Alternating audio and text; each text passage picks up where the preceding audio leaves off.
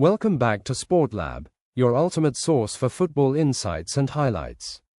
In today's recap, we'll break down a crucial Premier League clash where Aston Villa held on to earn a 2-1 win over Nottingham Forest.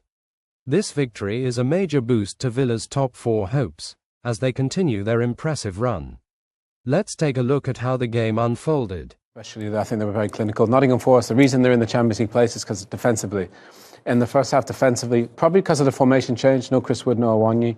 They didn't have a striker, so I don't think people knew their roles were as clearly defined offensively and defensively. And I think that showed in terms of the pressing for the first goal.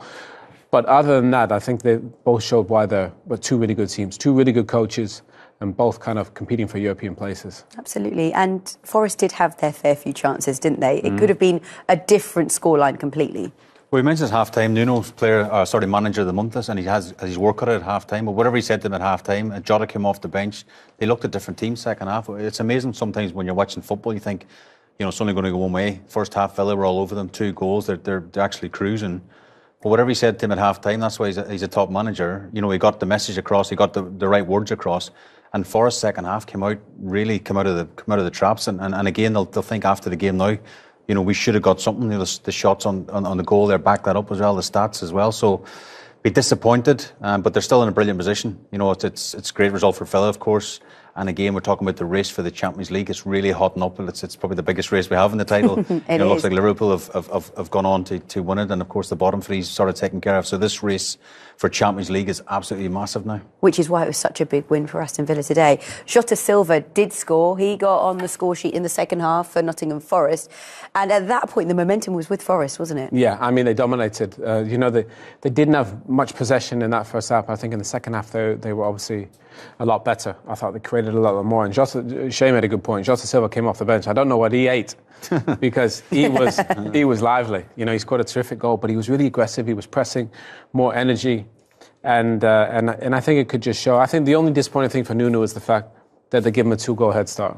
If they would have defended a bit better, start the game, this could have been a completely different game. Yeah, it could have. And actually, a shout out for the substitutions as well, right? It was an inspired substitution to bring him off the bench, and he made that immediate impact. He did, yeah. I mean, Nico Williams down the left-hand side, I think it's good play from him. Again, we look at both sides of the goal, attacking and defending. They get a wee bit lucky, seeming, if I'm being honest, because it goes through, I think it's Disasi's legs first on the wing, and then, of course, through Conce's legs at the end. But take nothing away from Nottingham Forest. They came out of the trap second half, and we pick up Jota in the middle. I think Anderson was a bit raging that he took the shot off him because he was about to pull the trigger. But you see here comes through Conce's leg right at the end as well. And that just deflects away from Martinez, gives them absolutely no chance. But again, a great time to score a goal, gives them all a lift and gives them some belief that they can get something from this game. Yeah, 3 goals in his last 4 Premier League appearances, all off the bench. He knows how to make an impact. He knows how to change the game. But overall, we saw the stats. They had plenty of chances, didn't they? Well, they had enough chances. I think Hudson-Odoi had one, Alanga had one. They created more than enough, and they do. They don't have much of the ball, but they're really clinical. Hudson-Odoi, how many times have we seen him come in off that left-hand side and guide it into that back post? And Elliot Anderson, what a brilliant season he's had, just misses the post there. But they had moments. They did. They really created. And just wonder if Chris Wood's playing, is this a different game? But Gibbs White, you see him sit in that little pocket there. Again, I think Martinez probably has that covered, but had more than enough in a game away from home where you think they probably should have scored more. This one is probably my favourite one. Murillo, what a player he is, by the way. He is. He's a brilliant passer, but we haven't seen many of those, Shay, have we? No. Smashes it from distance. I think Martinez was really worried about this. It's a phenomenal strike. You can see his reaction after seeing as well. He knows how close it was. Brilliant strike from your centre half. And actually, his clearance off the line against Man United as well on Tuesday. Last minute. Unbelievable. He is a really important player for this I think Forest that's side. the next problem that Forest will have come this summer in the transfer window. Because they've done so well, there'll be lots of people looking at the likes of Murillo, Gibbs White, different players. Anderson's done well, as Owen said. Will they keep holding for next season? That's the big problem.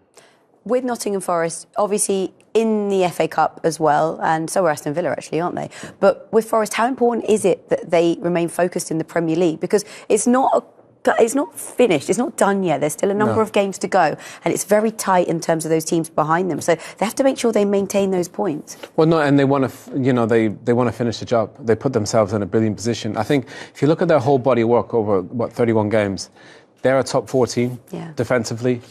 At home, away, every category they kind of fit. The only one is possession. They have the lowest possession seamer in the Premier League. Unbelievable. But they want to finish the job. They've done so well to get to this point. They don't want to give it away today. That first half they gave away. They'll want to finish the job. If they finish in the top four, honestly, nobody in the world would have predicted that. Not even Nottingham Forest fans. Well, look at where they finished last season, 17th, wasn't it, in the end? Incredible turnaround. And that was classed as a success. 17th, staying in the Premier League was classed as a success last season.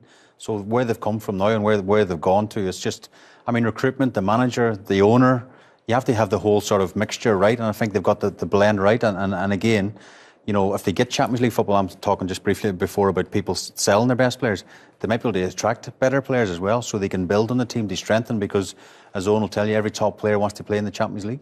And it feels as though with Nuno, all of the players that he has managed, it feels like they've all improved under him as well. He's got more of a tune out of them. Well, I think they have a clear style. We mentioned that counter-attack. Lowest possession, they play the opposite of the way everybody plays. Loads of possession, kind of high pressing. And I think Nuno's kind of done that. He went to Tottenham and it didn't work out because I think people expected an offensive football. He doesn't play like that. He plays on the counter-attack. And I think with Hudson-Odoi and Gibbs-White and Chris Wood and Lang, he's got the perfect players for that. So they'll probably want to recruit for that as well. But again, a lot of players, when you have success, they want more of the ball. Not many players want to have 39% possession. I think this season it works. But I bet next season they'll be saying, boss, can we play a bit more? Can we be a bit more open? But I think the reason they're in the top four is defensively they're good and they hit teams on the counter. And I think the same can be said for Unai Emery and what he's done with Aston Villa, because he's actually bringing the best out of all the players that we're seeing, and they're just going from strength to strength. And it doesn't matter who he plays, as we saw the 8 changes today, but they still had so much impact on the pitch. Yeah, that surprised me before the game. 8 changes was a risk. There's no doubt when you make that many changes, this team is not really sort of blended or played together very often, and it's such a big game because you're trying to catch the likes of Nottingham Forest. You are sort of going to battle on all fronts. He wants to get back in the Champions League. He's got a quarter-final in the Champions League coming up midweek. There's so many things he has to balance. And again, you imagine the mood in the camp now in the changing room. They're sitting in the changing room, last brilliant, buzzing, bring on PSG. So there was a risk, and you've got to give credit to the manager. He took that risk, and it's paid off. Well, it's a great position to be in, isn't it? To know that you've got PSG next week, one of the best teams in the world, who are just on fire. But you've also just beaten Nottingham Forest, so you can kind of park that for a moment. But they also have to make sure that they continue their form in the Premier League, because the only way of getting into the Champions League for them it'd either be winning the Champions League or via the Premier League. Yeah, and they put themselves in a good position after a tricky little spell in the Premier League. But I think because they've done so well in the Champions League, I think obviously, we saw with Newcastle before, when you get into the Champions League, you need a squad. And I think Newcastle really kind of struggle with managing that load, which is normal. I think teams do that. Aston Villa have done a brilliant job of kind of doing well in Europe, managing that, and then still continue on doing well in the Premier League. So, as a player, to play today and win, and knowing you got PSG in Paris on Wednesday, seems the best feeling. You've got to kind of bottle it up and enjoy it, right? The top players play Saturday, Wednesday. Sunday, Saturday, Tuesday. Because when you're playing Tuesday, Wednesday, that's Champions League, where everybody else in the world is watching you play. So I think if you're a Villa player playing against PSG, who are probably knocking Liverpool out, they're the best team left in the competition. So it's a huge chance to go and show everybody what you're made about. So huge game on Wednesday. They're going to have to play on the counter like Forest did today, but I wouldn't put it past them. I think they got almost the perfect players to hurt PSG on the counter. And I bet every single player that started tonight and everyone that came on as well, they'll want to be in that starting lineup against PSG, won't they? No doubt. It's quarter-final in Champions League. It's a huge game. I think every player, we said about the 8 starts tonight, or the 8 changes, every single one of them want to play in Wednesday night. And the lads who sit on the bench thought they should have started today will want to play. So it's a problem for the manager, but it's a great problem to have. It is. And do you know what? That's the perfect way to tee up this interview now, because I'm delighted that Morgan Rogers joins us live from the ground. Morgan, congratulations. What a win it was tonight. Shay was actually just saying in the studio, the dressing room must be buzzing. How was it in there after the match? It was quite loud, quite exuberant. It was a nice moment, especially the way the second half went. It was a real grind, a real struggle. They came onto the game really well in the second half, and we had to dig deep and fight and defend. And to hear that final whistle and to get the win's massive. We knew going into the game we needed to win to get to where we want to get to in our objectives, and against a good team that are playing really well. And we knew we had to be really good and really on it today, and I thought we were in a large part of the game, so really happy. Hi, Morgan. It's on Argues. First of all, I just want to say congratulations on the season that you're having. I think from the journey that you've been on as a young player to watch you play now is quite remarkable, really, how easy you're making all these steps. Look, obviously playing for England, now you got PSG on Wednesday. Are you ready to make some noise and surprise a few people? Thank you, I appreciate it. Yeah, of course, we're in there for a reason. We've got to the quarter-final for the way we've played and how we've been in the competition, and we're going to go there and try and win. Of course we are. We obviously understand that we're against a colossal side in PSG, and we know it's going to be difficult. We know we're going to have to suffer in the game. They've got world-class players all around the team, but at the same time, we're here. We're there to win the tie at the end of the day, and we're going to go out. It's just a game of football, and yeah, we'll set up a game plan and see where it takes us, really. But we're really excited. We're really looking forward to it, and yeah, we'll be ready. I was just going to ask you, Morgan, about your step up again, going back to your time in Middlesbrough, and you've jumped into the Premier League as if you've played your whole career in the Premier League. Are you even surprised yourself how easy you make this Premier League look? I wouldn't say it's easy, but I'm definitely enjoying it. Yeah, it's difficult, but I back myself that when I do take the step up, that I'm ready and I've got the capability to adapt quick, and I'm lucky that I've been able to. But I've also come into a great dressing room with a lot of experienced players, a lot of settled players, a great manager that all try and push me and help me at the same time, and I think that's massive for any young player trying to make the step up and trying to make a name for themselves. To have people like that behind you that can support you and help you and guide you, and that's what they've done, and it's been really easy for me to go and play my game and be me. Well, today, Morgan, you were so effective as you always are, and you scored the opening goal. Can you talk us through it? Yeah, I saw the defender was kind of looking down, and I just made the run in behind, and obviously when Yuri gets on the ball, you just run because you know he's got that quality to pick you out, and I was just making sure I got my first touch right to allow myself to get the opportunity, and then it's just about hitting the target and seeing what happens, and happily it went in. Sorry, Morgan, I'm just going to say, when you get your first touch is a disgrace there, to be honest. It's just a phenomenal, honestly, it's a phenomenal first touch, and it makes the chance look easy in the end. But if that touch is not bang on, then you're in trouble. What a first touch. Yeah, I don't know where I got the confidence from, to be honest, to be trying that. I probably should have been a bit safer, but happily went into my stride and I was able to finish it, so yeah. I think collectively everyone was like, wow. What a touch, wow. right, Owen? Amazing. But I think, again, it's, obviously Morgan's a super talented player, but you need confidence, I think, as a player, and I think Unai and obviously Morgan's playing with all. It's nice to see players smile and enjoy it. They've got so many great players, and they all look like a kind of enjoying it. They're such a good team to watch, Aston Villa, and obviously Morgan's kind of the highlight at the moment. So keep going, Morgan. Good luck on Wednesday. We hope you absolutely smash it. Yeah, best of luck, Morgan. Thank what you. happens between now and Wednesday then? Is it back on the training pitch, or do you get to have a little bit of rest?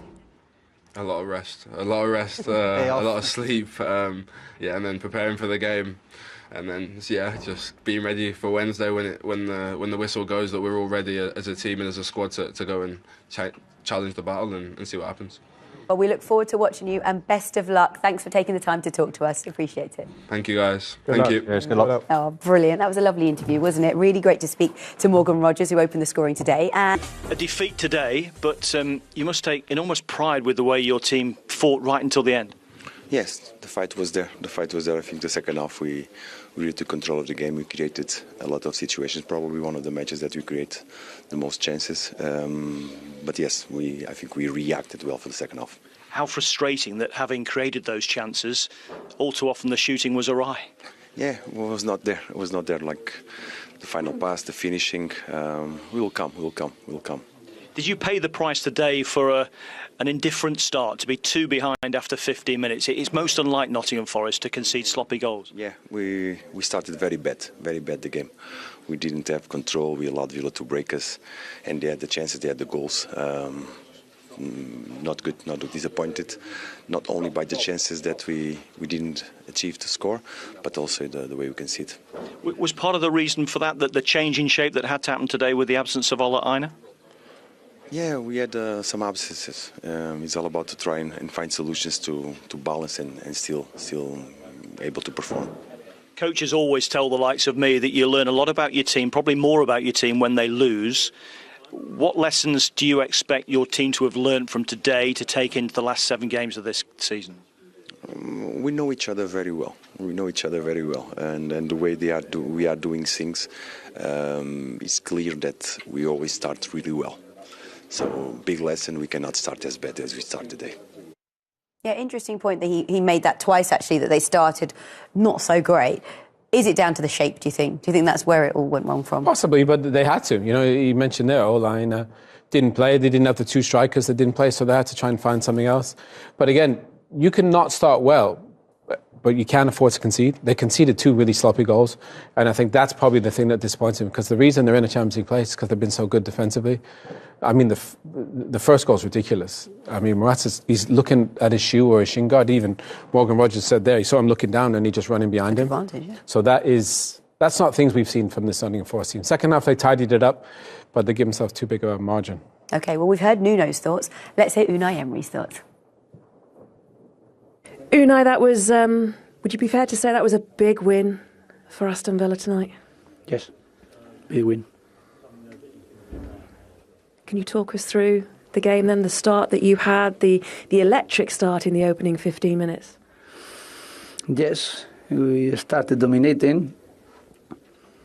They were more or less playing tactically, medium block, low block, and we started dominating because they were not being pressing high, not getting out of duels, and we were having a lot of situation to progress with passes, with combination, and we were creating chances and we scored goals. The first half, more or less, was only 2 transitions we conceded, and they had as well some chances. The second half, I am not happy, because the second half they were changing their tactical idea. The second half, taking more duels aggressively, pressing higher, and we were not dominating this situation like I think we have to. But even like that, we had another 3 chances to score, 3 or 4, but we conceded more than normal as well to get our box. They scored 1 goal, and we managed more or less after their goal, creating as well some chances, but we were always in risk to draw the match. But of course, this victory is very important. I'm very, very happy with the victory. And he would be, because it's now 7 wins in a row in all competitions for Aston Villa. They are in a really good place, aren't they? They're in a very good place. You can't tell probably from that interview. No, because he makes demands of his players every single day, and rightly says second half not good enough. He's not happy with the second half performance, individually, collectively. And it's probably a good time for a manager to come out and sort of moan about stuff when you won the game, because the players will still be happy that they've won the game. But again, the players will know maybe second half their standards did drop. And Unai Emery's saying we might have got lucky second half to get the victory. But again, at the end of the interview, he's happy because 3 points on the board, and they're really in the race for the Champions League. Yeah, they really are, aren't they? And they know, well, you can see from the league table just how significant these 3 points were today. Yeah, and the reason there is because of him, and obviously Wednesday's massive. You know, with his experience winning trophies in Europe, it's going to be big. They're going to need him towards the end. Let's hope he's a bit happier than he was in that interview, and they play a bit better. But the job that he's done there in 2 years is truly remarkable. It is, and these are the moments that as footballers they have to look forward to. PSG on Wednesday, incredible. Yeah. A huge game, bring it on. There'll be huge excitement in the changing room, so looking forward to Wednesday.